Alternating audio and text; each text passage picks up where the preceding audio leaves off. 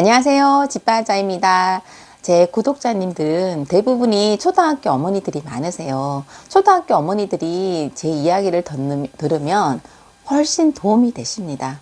왜냐하면 어머니들이 이제 우리 아이는 어리고 초등학교 저학년이고 뭐 초등학교 기간도 남아있고 중학교 기간도 있고 고등학교 기간도 있고 입시가 한참 멀리 있는 거라 생각하시거든요. 그렇기 때문에 그냥 주변의 이야기를 듣고 요거 가르치고 저거 가르치고 하면서 정말 중요한 중심으로 가지 못하고 시행착오를 겪는 경우가 많습니다. 그래서 대충 입시 흐름이 어떻다 이런 내용을 알고 있다면 그래도 시행착오를 줄일 수 있거든요. 저는 우리 아이를 그냥 집에서 공부 열심히 어떻게 하면 수학을 더 잘할 수 있을까? 어떻게 하면 엄마표 영어를 잘할 수 있을까? 어떻게 하면 과학 공부를 시킬까? 이렇게 공부만 열심히 시키고 그리고 길을 막고 살았잖아요. 그렇기 때문에 입시 정보를 많이 알지는 못합니다. 입시 정보는요, 중학교 때까지 그 얘기가 들어도 이게 잘 귀에 들어오지 않습니다.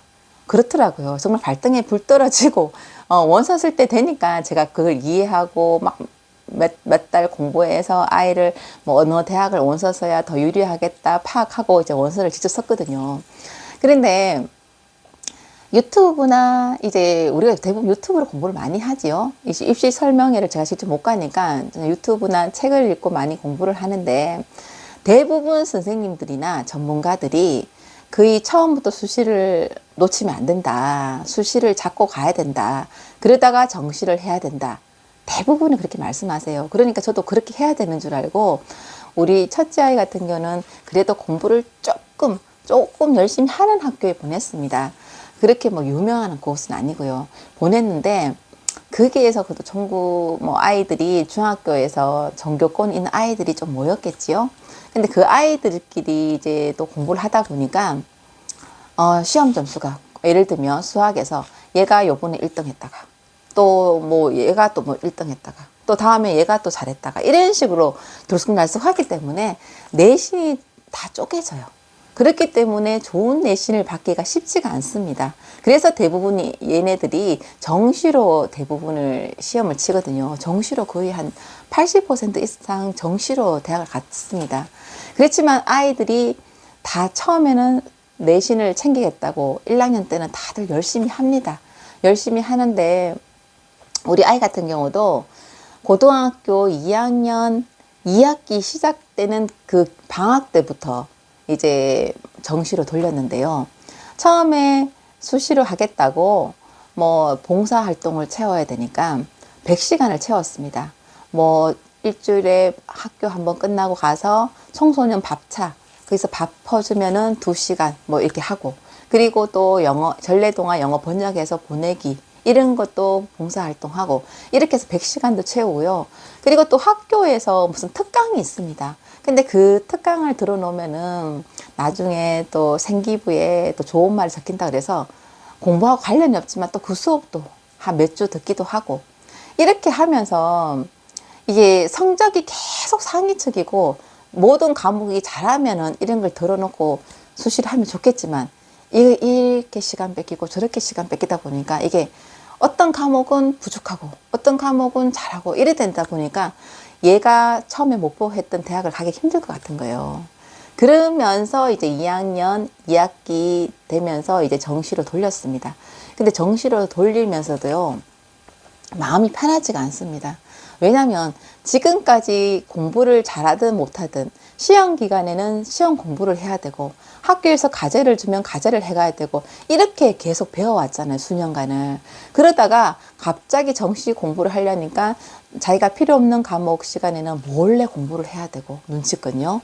그리고 또 예를 들면은 학교에서 과제를 내주면은 그것도 안 해가야 되는데 어느 선생님은 꼭 내야 되니까 그것도 좀 해야 되고요.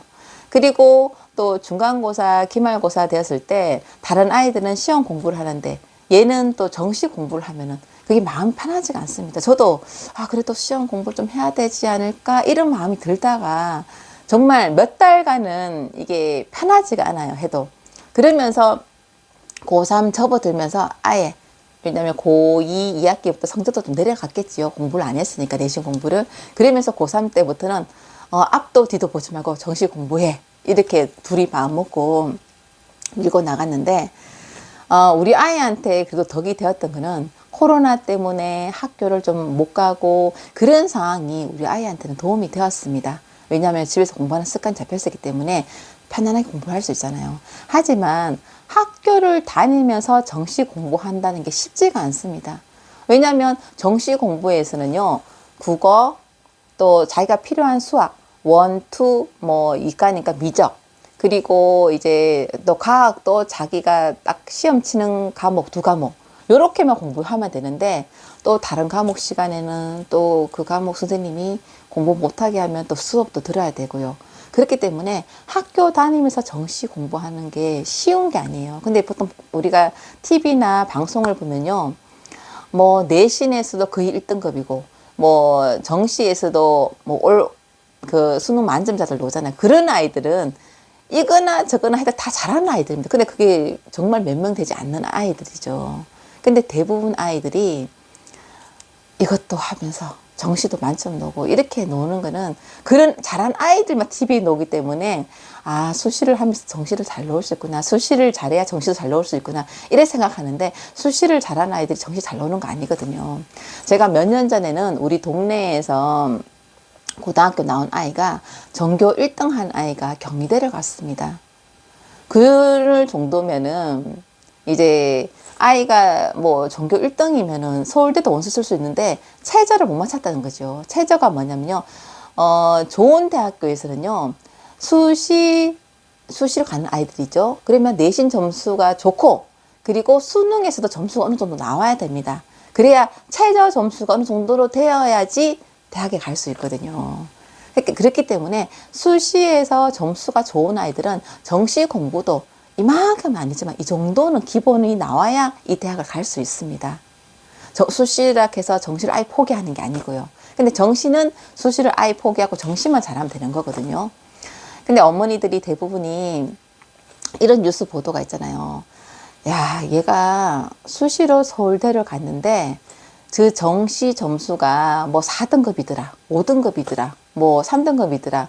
성적이 낮은 거 보고, 와, 얘는 진짜 정말 점수가 아니다 이렇게 말씀하시는데, 저는 그렇게 생각하지 않습니다. 물론 우리 아이가 정시로 대학을 갔지만 수시로 3년 동안 시험 총 몇 번입니까?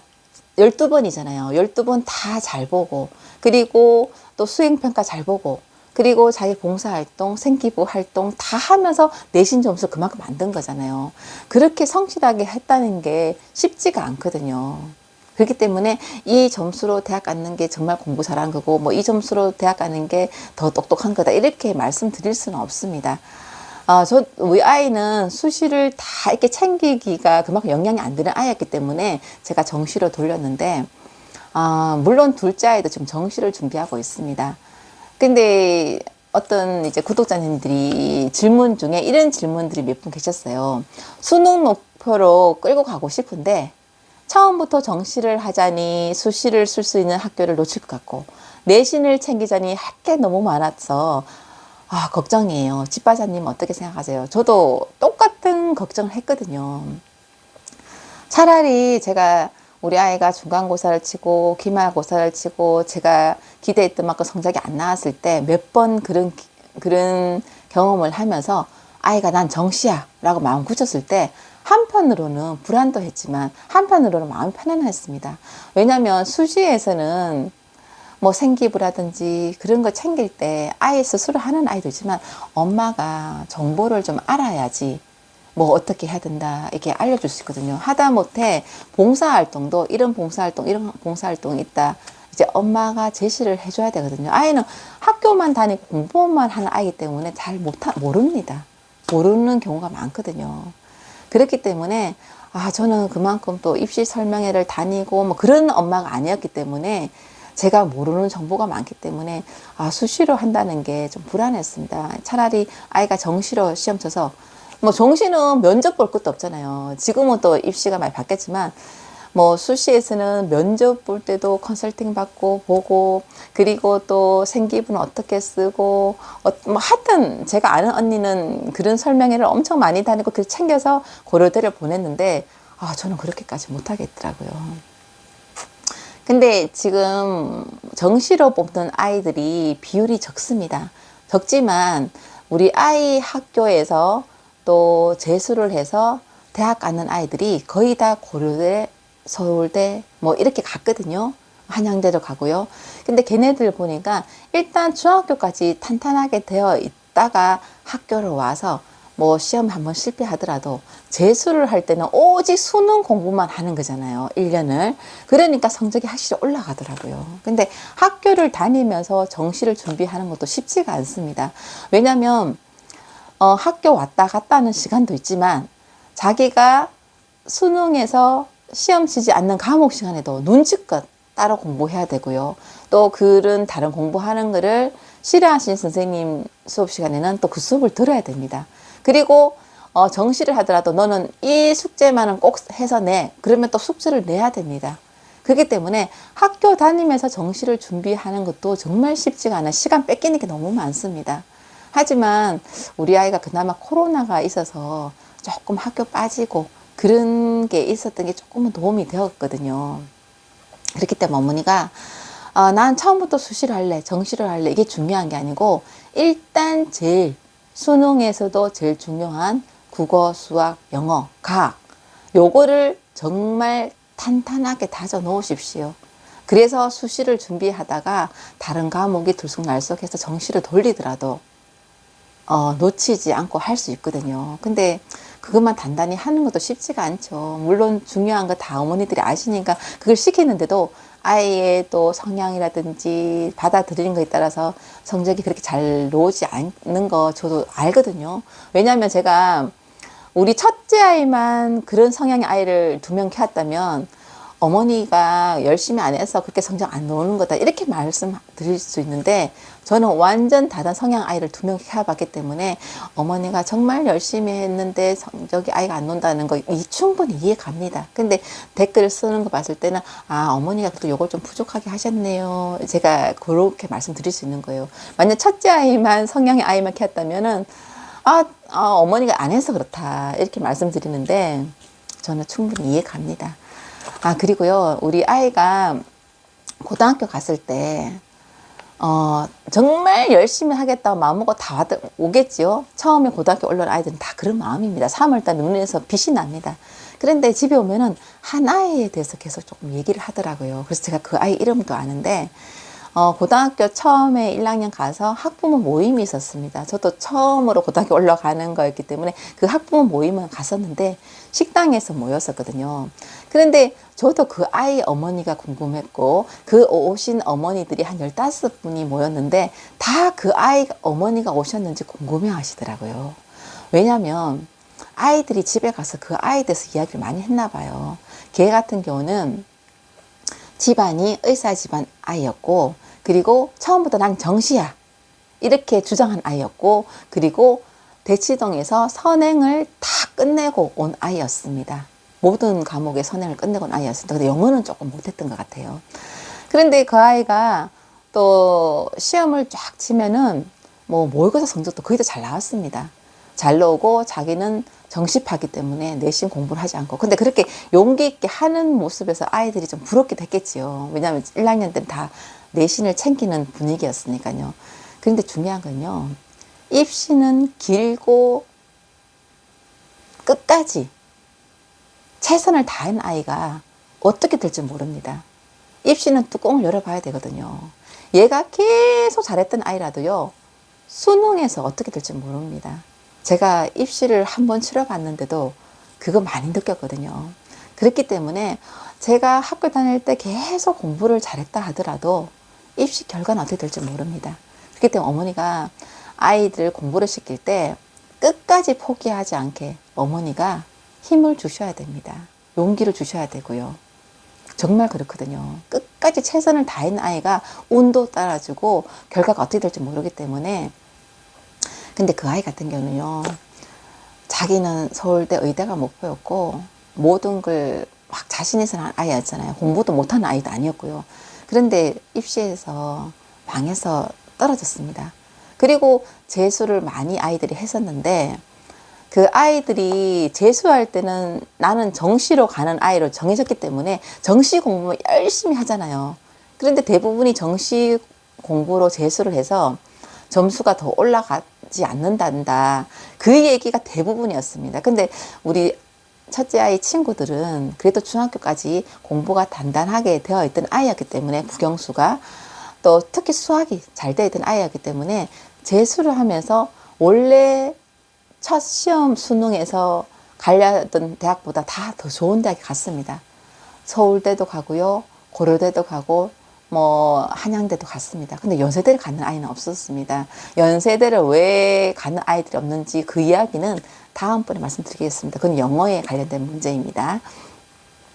아, 그런 것처럼 근데 다 소식을 듣고 그 아이들을 다 만나고 했는데 모든 아이가 궁금해했던 그 아이 소식만 지금 모르고 있습니다. 신기하죠? 그 아이가 처음에 고등학교 들어왔을 때 난 정시파야, 모든 선행을 끝내고 왔어, 성적도 잘 나오고 중학교 때 뭐 전국 그런 시험에서도 다 휩쓸었던 아이고, 그런데요 지금 뭐 대학 어디 갔다는 소식 아직까지 못 듣고 있고요. 참 다들 궁금해했던 아이인데 그 아이만 소식을 모르고 다른 아이들은 지금 대학 가서 우리 아이랑 다 만나고 있거든요.